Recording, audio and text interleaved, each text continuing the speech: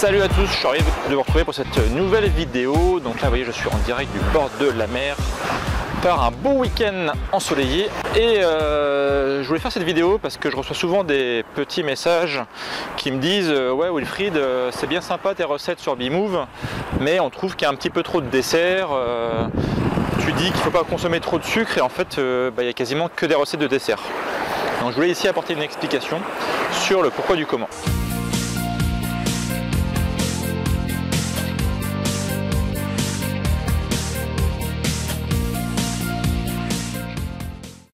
Alors déjà, il faut savoir que les gens aiment les desserts paléo. Ça, c'est un fait. Quand on voit, par exemple, sur Facebook, lorsqu'on poste des recettes soit de desserts ou d'encas, on va dire à tendance un petit peu sucrée, il y a toujours beaucoup plus de likes et d'interactions plutôt qu'avec les plats, on va dire, salés. Donc ça, c'est un fait. La demande, elle est plutôt orientée sur les plats de type sucré. Ensuite, pourquoi justement ça marche mieux? Déjà, on peut se dire que un plat finalement salé, c'est pas compliqué en soi. Un plat paléo salé, c'est pas compliqué. Ça va être composé de viande, de poisson, de légumes. Et en soi, c'est pas très compliqué, quoi. C'est la base de l'alimentation, même typique française. Il n'y a aucune difficulté. Je veux dire, la plupart des plats traditionnels français, si on enlève donc les aliments non paléo, sont naturellement paléo. Donc là-dessus, il n'y a pas de grosses difficultés. Alors que le problème en fait des desserts, c'est que quasiment tous les desserts, on va dire traditionnels français, sont composés d'aliments non paléo. Donc si je prends par exemple les céréales, donc le blé pour les pâtes, si je prends par exemple les laitages, si je prends justement le sucre raffiné, c'est la base en fait de la plupart des desserts. Et donc si on veut un dessert, il va forcément être en mode non paléo si on prend une recette traditionnelle française. Donc l'avantage des desserts paléo, c'est justement ici on va avoir des recettes qui vont être un petit peu plus complexes. On va dire un dessert paléo, ça ne s'improvise pas en termes de quantité, en termes d'ingrédients. Donc par exemple, on retrouve souvent dans les desserts paléo des ingrédients comme de l'huile de coco, comme de la farine de châtaigne, voilà, il y a beaucoup d'aliments, on va dire un petit peu entre guillemets exotiques, qui ne sont pas forcément, qui ne coulent pas de source, on va dire. Donc faire un dessert paléo, c'est compliqué. Pour quelqu'un qui n'a pas l'habitude, il faut vraiment une recette, il faut vraiment en fait avoir un déroulé, et ça c'est pas forcément quelque chose d'inné. Et donc c'est l'avantage, c'est que quand on a une recette de dessert paléo à disposition, donc soit j'en mets sur Facebook ou sur la chaîne YouTube de Bmove, et vous avez du coup une recette toute faite, il n'y a plus qu'à suivre le mode d'emploi et c'est pas très compliqué. Donc voilà, ça c'est un point important, c'est qu'il faut déjà se dire qu'une recette paléo de dessert est beaucoup plus compliqué à réaliser qu'une recette paléo traditionnelle type plat de résistance ou entrée. Et puis ensuite il y a un point qu'il ne faut pas oublier, c'est que certes on mange paléo, certes on fait attention à notre santé, mais on est aussi des animaux sociaux, on va dire. On a une vie sociale, on a de la famille, on a des amis, on est parfois invité à des soirées, on a des anniversaires, on a des fêtes.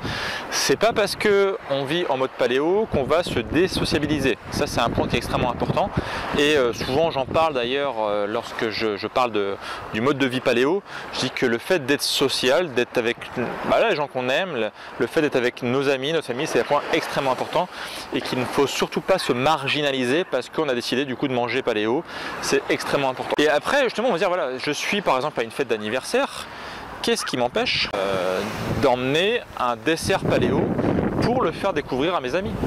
Pour par exemple leur dire tiens voilà, on va faire un dessert un petit peu original, on va changer on va dire des plats classiques, on va faire quelque chose qui est extrêmement original et puis qui va justement apporter des nouvelles saveurs, qui va vous faire découvrir des nouveaux goûts et voilà, ça peut être quelque chose justement un petit point de départ pour faire découvrir l'alimentation paléo en mode un peu gourmand. Donc ça c'est un point qui est important, c'est se dire voilà, lorsque je fais une fête, lorsque j'ai besoin d'un gâteau, lorsque j'ai besoin d'une glace, et bien au lieu d'aller vers les menus traditionnels français, et bien pourquoi ne pas faire justement la variante paléo, d'une part pour manger plus sainement, mais aussi du coup pour faire découvrir des nouvelles saveurs à mes invités ou chez les gens chez qui je vais. Voilà, c'est un point extrêmement intéressant et que je vous invite du coup à étudier, à tester avec voilà, vos différentes manifestations sociales.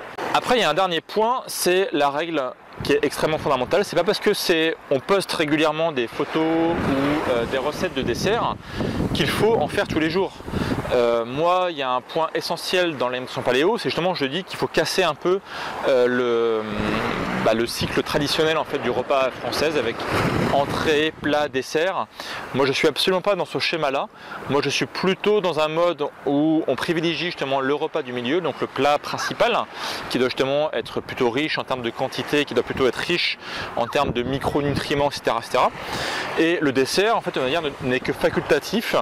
Et en plus, voilà, souvent un fruit peut largement suffire. Donc, c'est pas parce que justement on poste souvent des desserts paléo qu'il faut en faire à tous les repas. Absolument pas. Ça doit être, on va dire, l'exception et pas la règle. Ça, c'est un point qui est fondamental. Est-ce que dans la vraie vie, vous mangez une glace tous les jours? Est-ce que dans la vraie vie, vous mangez des gâteaux tous les jours? Beaucoup de gens qui sont en surpoids, en obésité, sûrement oui. Mais à partir du moment où on fait attention à sa santé, on va dire qu'on ne va pas se priver de petits plaisirs, mais ils doivent rester occasionnels. Alors, je sais pas, je dis un peu au hasard, une fois par semaine ou voilà, une fois toutes les 2 semaines. Voilà, c'est un peu l'ordre de grandeur, quoi. En tout cas, moi, c'est mon ordre de grandeur à moi. Les pâtisseries paléo, par exemple, j'en mange. Si c'est une fois toutes les 2 semaines, c'est bien un maximum, quoi. Et le reste du temps, j'en mange pas. Je privilégie en fait des glucides à indice glycémique bas, comme par exemple les fruits, etc., etc. Donc voilà, donc c'est ce que je voulais partager avec vous aujourd'hui. Donc c'est pas parce qu'on poste souvent des recettes de desserts paléo qu'il faut en manger tous les jours. C'est plus, on va dire, une source d'idées, une source d'inspiration pour vous, pour justement quand il y a des grandes occasions, quand il y a des manifestations intéressantes avec vos amis, avec votre famille. Prenez un dessert paléo non seulement pour manger sainement, mais en plus pour faire découvrir des nouvelles saveurs. Et en plus, dites-vous que c'est absolument pas la règle, ça doit rester l'exception. Donc voilà, donc si cette vidéo vous a plu, donc n'hésitez pas à laisser un petit like juste en bas. Et puis j'ai un cadeau pour vous, j'ai créé une formation justement pour vous apprendre à passer en mode paléo, au moins sur la partie alimentation, où justement je décompose tout ce qu'il y a dans le petit déjeuner, l'entrée, le plat, le dessert, comment bien manger en mode paléo. Je fais une formation gratuite avec donc des vidéos qui s'enchaînent pendant une semaine. C'est une formation en vidéo totalement gratuite pour pouvoir vous aussi passer en mode paléo et avoir tous les bénéfices sur votre santé. Donc je vous ai mis donc le lien juste en bas et n'hésitez pas à la télécharger, c'est gratuit. Moi je vous dis à très bientôt pour de prochaines vidéos et d'ici là bien sûr, prenez soin de vous. Salut!